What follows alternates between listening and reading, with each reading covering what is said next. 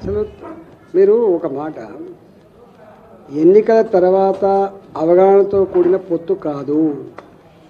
ఎన్నికల ముందే ఇవాళ ఎజెండా పెట్టుకొని టీడీపీ ఏం చేయబోతుందో, భారతీయ జనతా పార్టీ రేపు దేశంలో ఏం చేయబోతుందో, నితీష్ కుమార్ గారు బీహార్లో ఏం చేయబోతుందో అవన్నీ సంపూర్ణంగా అర్థం చేసుకొని అవగాహనతో కూడుకున్నటువంటి అలయన్స్ అది. ఎన్డీఏ, దాని పేరే ఎన్డీఏ. మా ఎన్డీఏ ఇవాళ 270 సీట్లు రావాలి మా ఎన్డీఏకి.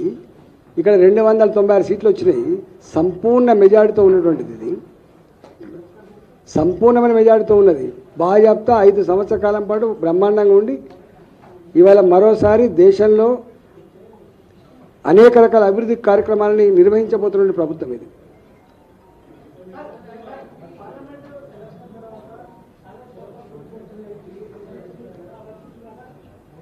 మేమల్లే ఎక్కడ వాళ్ళంతటా వాళ్ళు కుట్రాడబెట్టుకొని పాలించే సత్తా లేకపోతే వాళ్ళు పోతే మేము చెప్పలేము. మా పని ఆనండి అది. మేము ఏమనుకుంటున్నాం, నేను ఇదే వేదిక మేము చెప్పిన, మొన్న ప్రజల చేత ఎన్నుకోబడ్డ కాంగ్రెస్ ప్రభుత్వం 5 ఏళ్ళు ఇచ్చిన హామీలన్నీ కూడా అమలు చేసి మంచిగా పరిపాలించాలని కోరుకుంటున్నాం. మేము ఇచ్చిన హామీలు అమలు చేయమంటున్నాం. ఒడ్డెక్కదాకా ఓడమల్లప్ప, ఒడ్డెక్కినాక బోడమల్లప్పలాగా ఎన్నికల ముందు ఏదైనా హామీలు ఇచ్చి అధికారంగా వచ్చి ప్రజల్ని వంచిస్తా అంటే మోసం చేస్తా నడుస్తుందా అండి? ప్రజాస్వామ్యంలో నడుస్తుందా? ఇలా మొన్న పక్కకు రాష్ట్రం ఉన్నది, ఎన్ని సీట్లు వచ్చినాయి వాళ్ళకు, ఇవాళ ఎన్ని సీట్లు వచ్చినాయి చెప్పండి. ప్రజలు ఒకసారి అనుకున్నారంటే నచ్చకపోతే బండకేసి కొడితే ఎట్లుంటుందో మనం చూసినాం కల్లారా. ఇందిరాగాంధీ లాంటి పెద్ద పెద్ద స్టాల్ వార్డ్స్ అని చెప్పుకుంటే ఎమర్జెన్సీలో బండకేసి కొట్టి గుర్తుపెట్టుకో. అందుకని ఎప్పుడు కూడా ప్రజలను ఎడ్డోళ్ళు అనుకునే వాళ్ళు, ప్రజలను మనం మోసం చేయొచ్చు అని అనుకునే వాళ్ళు మట్ల కలిసిపోతారు. చరిత్రకాల గొప్పలో మిగిలిన వాళ్ళు ప్రజలే గొప్పలు.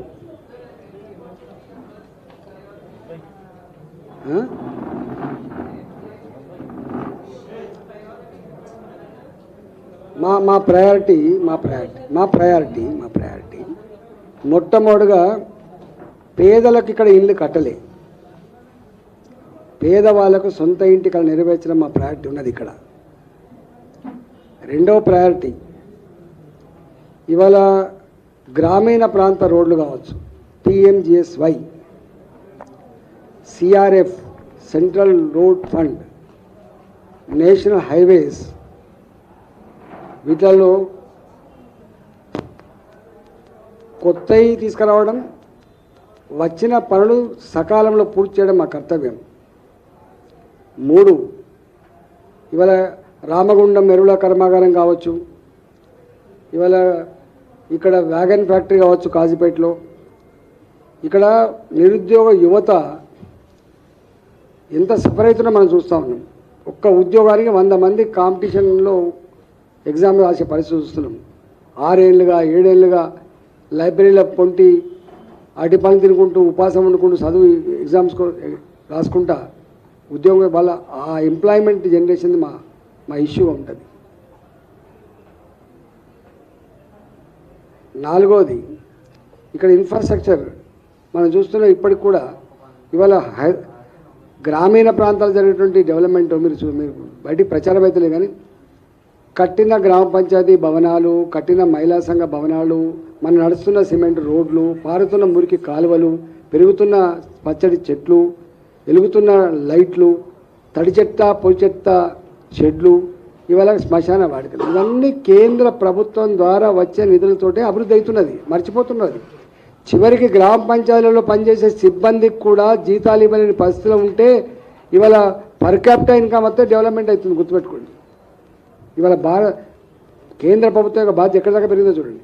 ఇలా స్మార్ట్ సిటీల కింద, అమృత నగరాల కింద ఇవాళ 1000 కోట్ల రూపాయలు ఇస్తేనే ఇలా ఇక్కడ డెవలప్మెంట్ వస్తుంది. గుర్తుపెట్టుకోండి. లేకపోతే మున్సిపాలిటీలకు కార్మికుల జీతాలు ఇచ్చే పరిస్థితి లేదు. ఇవన్నీ కూడా రేపు మా బాధ్యత ఉంటుంది. రాష్ట్ర ప్రభుత్వమే అయినప్పటికీ కూడా, రాష్ట్రంలో మా ప్రభుత్వం లేకపోయినప్పటికీ కూడా తెలంగాణ ప్రజల క్షేమమే మా ధ్యేయం కాబట్టి, తెలంగాణ అభివృద్ధే మా భారతీయ జనతా పార్టీ ఎజెండా కాబట్టి మేము అంత సంకుచితంగా ఉండం. వీళ్ళకి పేరు వస్తుందా వాళ్ళకి పేరు వస్తుందా కాదు. తెస్తాం బాగా చెప్తా.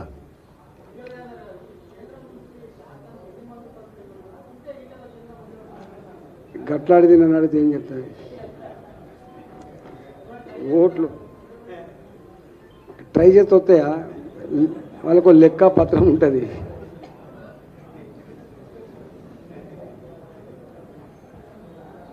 ఓకేనా?